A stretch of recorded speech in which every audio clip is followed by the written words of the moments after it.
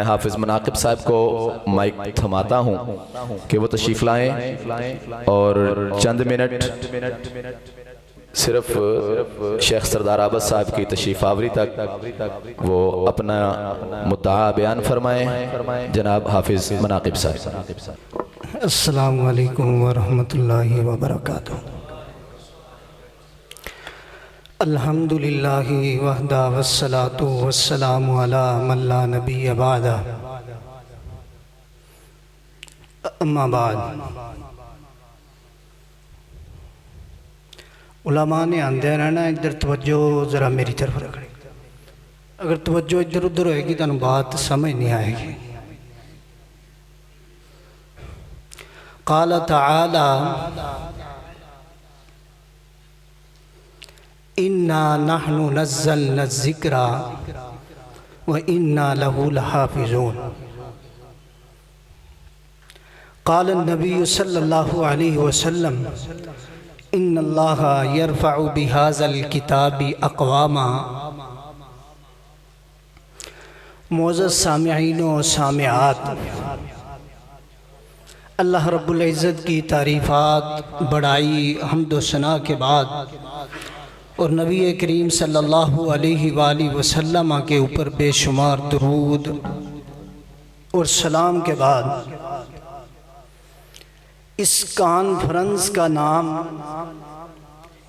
انقلاب قرآن ہے۔ ادھر توجہ میری علیار، اللہ تعالیٰ سارے بیت اللہ دی زیارت نصیب فرما دے۔ اچھی بات نہیں کرنی زیارت، اللہ تعالیٰ سارے بیت اللہ دی زیارت نصیب فرما دے۔ اللہ رب العزت ایسے سال ہی تانوں سارے بیت اللہ دی زیارت نصیب فرمائے۔ اس کانفرنس دا جڑا ٹائٹل موضوع ہے وہ ہے انقلاب قرآن۔ اب ہم نے اس بات کو دیکھنا ہے کہ انقلاب قرآن کے ساتھ اس کانفرنس کو کیوں جوڑا گیا۔ ادھر توجہ میری طرف یار، اگر توجہ ادھر ادھر ہوگی تو آپ کو بات نہیں سمجھ آئے گی۔ انشاءاللہ اسی طرح شیوخ آتے رہیں گے، علماء آتے رہیں گے، آپ کو دیدار ہوتا رہے گا انشاءاللہ۔ اس کانفرنس کا جو ٹائٹل اور موضوع دیا گیا ہے وہ ہے انقلاب قرآن۔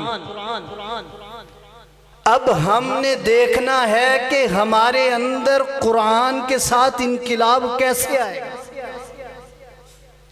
قرآن مجید کے نام ہیں تقریباً 10-12 نام ہے، وہ نہیں ذکر کروں گا، آپ کو یہ بتاؤں گا کہ انقلاب ہمارے اندر کس طرح آئے گا۔ انقلاب ہمارے اندر اس طرح آئے گا۔ نعرہ تکبیر، نعرہ تکبیر، حضرت اسلام عبدالباسط شیخو پوری صاحب۔ ماشاءاللہ عبدالباسط شیخو پوری صاحب حافظہ اللہ تعالیٰ تشریف لا چکے ہیں۔ میں ایک دو گزارشات کر کے اپنی بات کو ختم کروں گا۔ انقلاب قرآن کے ساتھ کس طرح آئے گا؟ انقلاب قرآن کے ساتھ اس طرح آئے گا جس طرح صحابہ اکرام رضوان اللہ علیہ مجمعین نے قرآن کو سمجھا۔ اب دیکھیے ایک دو صحابی کا ذکر کروں گا۔ سیدنا عمر فاروق رضی اللہ تعالی عنہ جب قرآن کی تلاوت کو سنتے ہیں دل کے اندر انقلاب آتا ہے۔ کس کے ساتھ انقلاب آیا ہے؟ قرآن کے ساتھ انقلاب آیا۔ عمر کون ہے؟ عمر وہ ہے جس کے بارے میں نبی صلی اللہ علیہ وسلم نے فرمایا تھا کہ میرے بعد اگر نبی ہوتا تو وہ عمر ہونا تھا۔ یہ عمر فاروق ہے، اس کے دل کے اندر انقلاب کیسے آیا؟ قرآن کی تلاوت کو سنا اور ان کے دل کے اندر انقلاب آیا۔ ہمارے دلوں کے اندر قرآن سننے کے بعد انقلاب کیوں نہیں آتا؟ ہم نے اپنا آئیڈیل نبی کو نہیں بنایا، ہم نے اپنا آئیڈیل قرآن کو نہیں بنایا۔ جب ہمارا آئیڈیل قرآن ہوگا، اللہ کی قسم دیکھنا کس طرح آپ کے دلوں کے اندر انقلاب آئے گا۔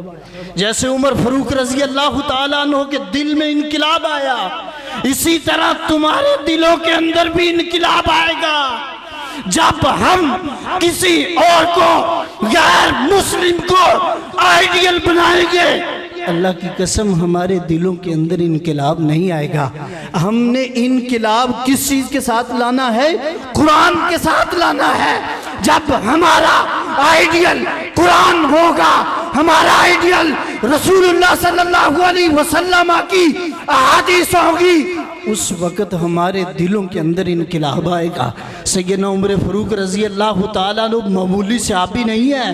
اب دیکھیے نجاشی کے سامنے جعفر طیار رضی اللہ تعالیٰ عنہ قرآن پاک کی چند آیات پڑھتے ہیں۔ یہ آخری بات ہے، چند آیات پڑھتے ہیں، سورہ مریم کی شروع سے پڑھتے ہیں۔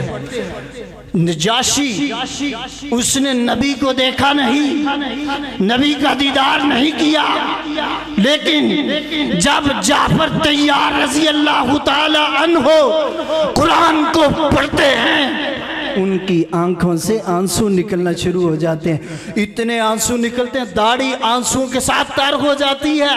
یہ دیکھیے قرآن پڑھا، قرآن کی چند آیات پڑھی، اللہ رب العزت نے دل کو قرآن کے پڑھنے کی وجہ سے باغ باغ کر دیا۔ قرآن پڑھا، دل کے اندر انقلاب آ گیا۔ اکیلا نجاشی ہی مسلمان نہیں ہوا، نجاشی کے ساتھ اپنا سارا قافلہ ہی مسلمان ہو گیا۔ یہ قرآن کے ساتھ انقلاب آئے گا۔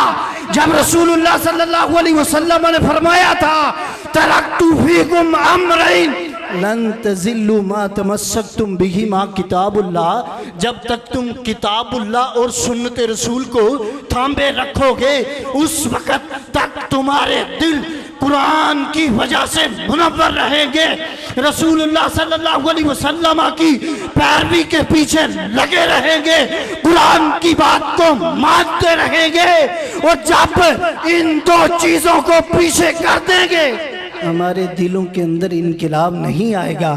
رسول اللہ صلی اللہ علیہ وسلم نے فرمایا تھا ترکت فیکم امرین لن تزلوا ما تمسکتم بہما کتاب اللہ و سنت رسول، اور اگلی حدیث رسول اللہ صلی اللہ علیہ وسلم نے فرمایا ان اللہ یرفع بہذا الکتاب اقواما، اگر کسی قوم کو عزت ملتی ہے، کسی کو مقام ملتا ہے، کسی کو وقار ملتا ہے، وہ رسول اللہ صلی اللہ علیہ وسلم نے فرمایا قرآن مجید کے ساتھ ملتا ہے۔ اللہ رب العزت صحیح معنوں کے اندر ہمیں قرآن مجید کو سمجھنے کی اور اس کے اوپر عمل پیرا ہونے کی توفیق عطا فرمائے۔ استغفر اللہ لی ولکم ولسائر المسلمین من کل ذنب واتوب الیہ۔